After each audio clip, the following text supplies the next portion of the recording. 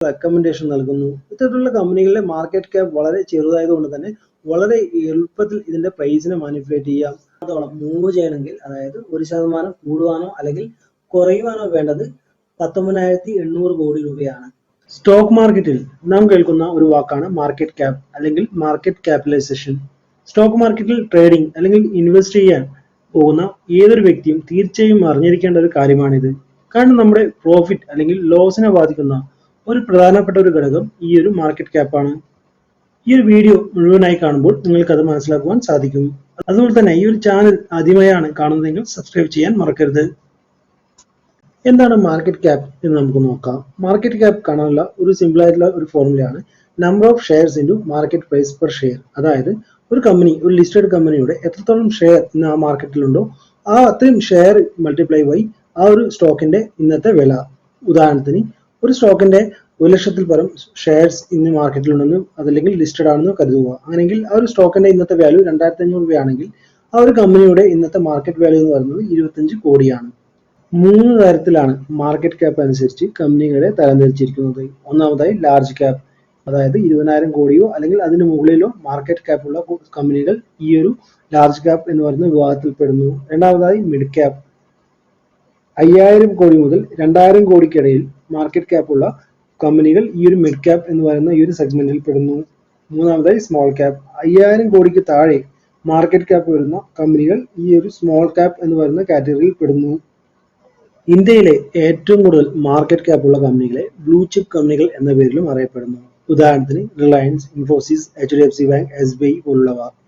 Blue chip എന്ന പേര് വന്നത് തന്നെ കസിനോയിൽ നിന്നാണ്. അതായത് നമുക്കറിയാം കസിനോയിൽ പലതരത്തിലുള്ള ഗെയിമുകൾ കളിക്കാറുണ്ട്.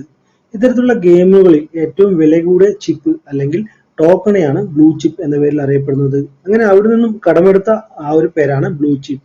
ഇങ്ങനെ നമ്മുടെ ഇന്ത്യൻ സ്റ്റോക്ക് മാർക്കറ്റിൽ ഏറ്റവും കൂടുതൽ മാർക്കറ്റ് ക്യാപ്പ് കൂടിയ ഈ ഒരു കമ്പനികളെ ബ്ലൂ ചിപ്പ് സ്റ്റോക്ക് എന്ന പേരിലും അറിയപ്പെടുന്നു. ഇനി എന്തുകൊണ്ട് ഇത്തരത്തിലുള്ള സ്റ്റോക്കുകളിൽ അവരുടെ മാർക്കറ്റ് ക്യാപ്പ് അനുസരിച്ച് നമുക്ക് തിരഞ്ഞെടുക്കണം എന്ന് നോക്കാം. ഒന്നാമതായി large cap stock. Large cap സ്റ്റോക്കിൽ ലിക്വിഡിറ്റി വളരെ കൂടുതലായിരിക്കും. അതായത് കൂടുതൽ ട്രേഡേഴ്സ് ഇത്തരത്തിലുള്ള സ്റ്റോക്കിൽ ആക്റ്റീവ് ആയിരിക്കും. അതുകൊണ്ട് തന്നെ വളരെ ഈസിയായി ഇത്തരത്തിലുള്ള സ്റ്റോക്കുകളെ നമുക്ക് വാങ്ങാനും അതുപോലെ തന്നെ വിൽക്കുവാനും സാധിക്കുന്നു. അതുപോലെ തന്നെ വോളറ്റിലിറ്റി വളരെ കുറവാണ്. ഇത്തരത്തിലുള്ള സ്റ്റോക്കിന്റെ വില ഒരു ദിവസം വലിയ തോതിൽ കൂടുവാനോ അല്ലെങ്കിൽ കുറയുവാനുള്ള സാധ്യത വളരെ കുറവാണ്. അതുകൊണ്ട് തന്നെ ഇത്തരത്തിലുള്ള സ്റ്റോക്കിൽ ഇൻവെസ്റ്റ് ചെയ്യുന്നത് റിസ്ക് വളരെ കുറവാണ്. പുതുതായി വരുന്ന ഒരു ട്രേഡർ ഇത്തരത്തിലുള്ള ബ്ലൂ ചിപ്പ് കമ്പനികളിൽ ഇൻവെസ്റ്റ് ചെയ്താണ് സ്റ്റാർട്ട് ചെയ്യേണ്ടത്. ഇനി ഇത്തരത്തിലുള്ള സ്റ്റോക്കുകളുടെ റിട്ടേൺ എത്രത്തോളം നമുക്ക് പ്രതീക്ഷിക്കാമെന്ന് നോക്കാം. ലാർജ് ക്യാപ് സ്റ്റോക്കിൽ ഒരു 8 മുതൽ 10% വരെ ഓൺ ആവറേജ് റിട്ടേൺ നമുക്ക് പ്രതീക്ഷിക്കാം. അതുപോലെ മിഡ് ക്യാപ്പ് ആണെങ്കിൽ 10 മുതൽ 12 വരെയും, സ്മോൾ ക്യാപ്പിൽ 12% മുകളിലും നമുക്ക് ആവറേജ് റിട്ടേൺ നമുക്ക് പ്രതീക്ഷിക്കാവുന്നതാണ്. സോ ഈ ഒരു റിട്ടേൺ നാം കമ്പയർ ചെയ്യുകയാണെങ്കിൽ നമുക്ക് മനസ്സിലാക്കുവാൻ സാധിക്കും, ഒരു ലാർജ് ക്യാപ് കമ്പനികളാണെങ്കിൽ അത് വെൽ സെറ്റിൽ അല്ലെങ്കിൽ വെൽ എസ്റ്റാബ്ലിഷ്ഡ് ആയിരിക്കും. അവരുടെ ബിസിനസ് മാക്സിമം ലെവലിൽ എക്സ്പാൻഡ് ചെയ്തിരിക്കും ഓൾറെഡി. അതുകൊണ്ട് തന്നെ അവരുടെ വളർച്ചയുടെ ഒരു പീക്ക് ലെവലായിരിക്കും ഇത്തരത്തിലുള്ള കമ്പനികൾ ഇപ്പോൾ വർക്ക് ചെയ്യുന്നത്. എന്നാൽ സ്മോൾ ക്യാപ് കമ്പനികൾ അല്ലെങ്കിൽ മിഡ് ക്യാപ് കമ്പനികളൊക്കെ വളർന്നു വരുന്ന കമ്പനികളാണ്. അതുകൊണ്ട് തന്നെ അവരുടെ ബിസിനസ് വളരെ പെട്ടെന്ന് അവർ എക്സ്പാൻഡ് ചെയ്യാൻ ശ്രമിക്കുന്നു. അതുകൊണ്ട് തന്നെ ഇത്തരത്തിലുള്ള കമ്പനികളുടെ ഷെയർ വില പെട്ടെന്ന് കൂടി വരുന്നു. ആർക്കൊക്കെ ഇൻവെസ്റ്റ് ചെയ്യാം എന്ന് നമുക്ക് നോക്കാം. ലാർജ് ക്യാപ് സ്റ്റോക്കിൽ ലോങ് ടേം ഇൻവെസ്റ്റ് ചെയ്യാൻ ആഗ്രഹിക്കുന്നവർക്കും അതുപോലെ തന്നെ റിസ്ക് എടുക്കാൻ തയ്യാറാത്തവർക്കും അതുപോലെ FDയേക്കാൾ കുറച്ചധികം റിട്ടേൺ വേണം എന്ന് ആഗ്രഹിക്കുന്നവർക്കും ലാർജ് ക്യാപ് സ്റ്റോക്കിൽ ഇൻവെസ്റ്റ് ചെയ്യാം. അതുപോലെ മിഡ് ക്യാപ്പും അതുപോലെ തന്നെ സ്മോൾ ക്യാപ് സ്റ്റോക്കും റിസ്ക് എടുക്കാൻ കുറച്ചൊന്ന് തയ്യാറുള്ളവർക്കും അതുപോലെ തന്നെ നല്ലൊരു റിട്ടേൺ സ്റ്റോക്ക് മാർക്കറ്റിൽ നിന്നും പ്രതീക്ഷിക്കുന്നവർക്കും ഇത്തരത്തിലുള്ള സ്റ്റോക്കിൽ ഇൻവെസ്റ്റ് ചെയ്യാം. എന്നാൽ നല്ല രീതിയിൽ റിസർച്ച് ചെയ്തതിനു ശേഷം മാത്രമേ ഇത്തരത്തിലുള്ള സ്റ്റോക്കിൽ ഇൻവെസ്റ്റ് ചെയ്യുവാൻ പാടുള്ളൂ.